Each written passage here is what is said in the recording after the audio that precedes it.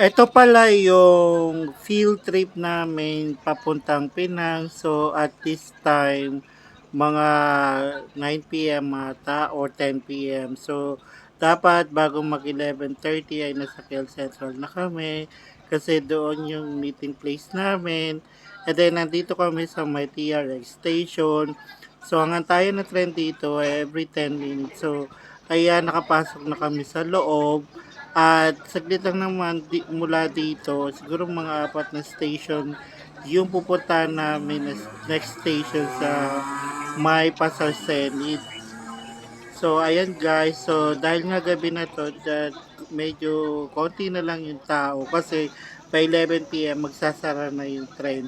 So eto, nakababa na nga kami at kami ay pa-exit na papunta sa may Pasar Seni. And then from Pasar Seni, mag-exchange kami ng train from MRT to LRT. So nandito na kami sa loob ng LRT. Then mula dito, one station lang papuntang KL Central. So, nandito na kami sa KL Central at yan, yung mga kababayan natin na magsasama din sa field trip. At dito namin ihintahin yung bus. So, nakasakay na kami sa bus. So, bali dalawang bus pala kami papuntang Penang. So, yung Penang pala na pupuntahan namin ay isa sa state ng Malaysia. So, island siya. So, tatawid kami sa may pinakamahabang tulay. So, ayan guys. So, makaraan ng ilang oras na biyahe ay nakapag-stop over na kami at magpapahinga daw yung aming driver for 2 hours and diretso ulit sa biyahe. So, nandito na nga ang aming first stop dito sa may St. Anne Basilica. So, itong church na to ay matagal na siguro panahon pa ng Portuguese. So, kaya may mga ilang Christian church dito dahil nga nasakop din sila ng British and Portuguese. So, nag-iwan ng mga konting alaala. So, gaya nga ng itong church na to. So, dahil dito, ako for myself ay personally first time ko nakarating dito. So, natuwa lang ako. And then, sumama lang din ulit kami dito sa may Pinoy Travelers under ng group ni Don. So, ayan guys. So, picture taking lang yung grupo at later, titingnan namin yung lugar. So, para makapag-video at picture taking yung iba. So, yan pala yung sister ni Dons. And then, ito nga ay titingnan natin yung ibang view dito sa church. So, dito pala sa side na to ay parang cross station yung sa life ni Jesus Christ. So, yan guys. So, medyo malawak at malaki talaga tong lugar na to. At maganda siyang pasyalan. And, yung chapel talaga. Although yung simbahan na yan, konti lang nang nagsisimba. So, dyan sa may gilid na yan, yung maraming tao na nagsisimba. Kasi nga, sobrang luma na rin. So, hindi ako nakapasok ng simbahan. Hindi ko alam kung nandun pa yung upuan. Ito naman yung 4 white ladies. Nagpa-video sa akin ng slow-mo. So, ito, balik na kami sa bus para sa next station naman. So, habang nandito kami sa bus papunta sa Penang Hill Station, ay ayan guys, yung sinasabi kong tulay na pinakamahaba. Kasi nga ang Penang ay isang island siya. So, gaya ng Singapore, bago ka makarating ay tatawid din ng tulay. But itong Penang Bridge na to, ang pinakamahabang bridge dito sa may Malaysia. So, maganda to pagkagabi kasi makikita mo talaga yung reflection ng ilaw sa tulay. So, sobrang ganda at mahaba talaga. So, ayan guys, dito sa speech ng aming lead na si Don, say wini-welcome niya yung officers ng UNIFIL kasi yung UNIFIL kasi ay parang punong group dito sa Malaysia ng mga Pilipino na acknowledged by embassy. So, sumama yung ilang officers nila sa aming field trip. So, at dito na nga kami guys sa may Penang Hill. At ito yung kanilang prices ng ticket. Post nyo na lang para gusto nyo makita for your next trip. So, dito na kami sa boarding area. Papasok kami. And, nakikita mo talaga, kala ko gallery talaga or parang studio lang. But ito pala yung daanan para makasakay ka ng elevator train. So, ayan yung mga ilan nating kababayan din.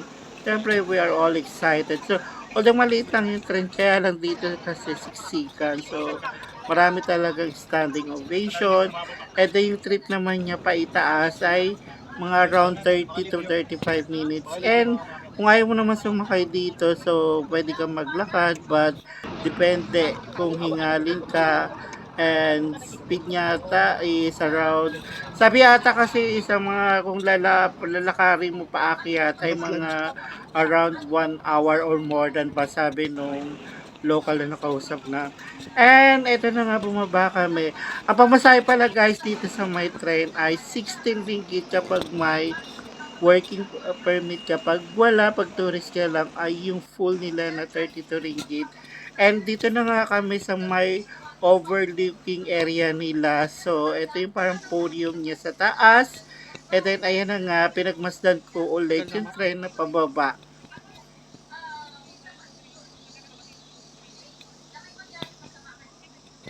Diba para isang bus lang siya talaga, pero kaya niya maglula ng napakaraming pasahero.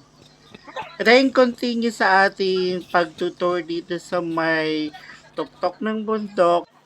Then ito naman yung heart shape na lover's lock. So pwede kayong mag-lock dyan, mag-jowa. Hindi, yung padlock lang. Then, ito naman yung telescopic area. So, maghulog ka lang ng 1 ringgit for 3 to 5 minutes ata para magnify mo yung view at enjoy mo. Pero hindi ako nag-enjoy kasi hindi ko nakita ng maayos dahil nasa salamin ko. And then, continue natin. Then, mula dito, inalo kami ng lalaki na sumakay kami sa buggy car. Dahil nga, elevated itong mga area dito. So, mapapagod ka talaga pagka nilakad mo siya. So, eto, tinur niya kami. And 45 ringgit ata for 5 person. Dahil apat na kami, so nagkatinala kami sa may 45.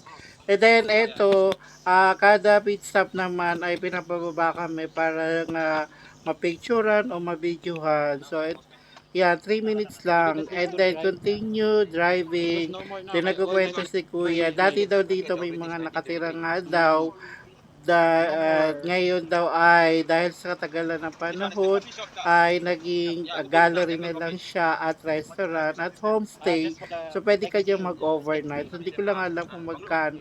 And then meron pa dyan na akit kayo. Yung sikat yun sa buong mundo. Yung napakalaking round circle. So, pwede kang makit manually or elevator din. So mahal daw yung bayad doon.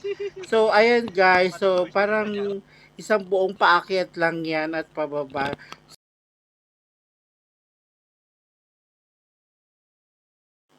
Ito yung ilan sa mga pictures na aking nakunan kasi hindi ko na na-videohan yung iba dahil nga out of storage na ako and pinicturean ko na lang. So, ayan guys, tingnan nyo at panoorin yung mga ilang pictures na ating nakunan. So, ito yung sa masjid.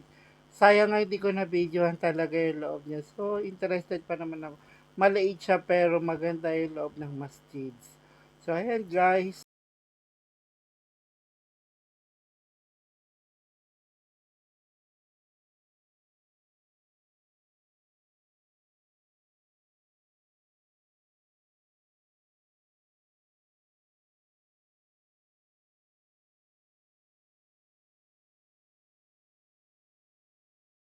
Abangan ng part 2 sa next video.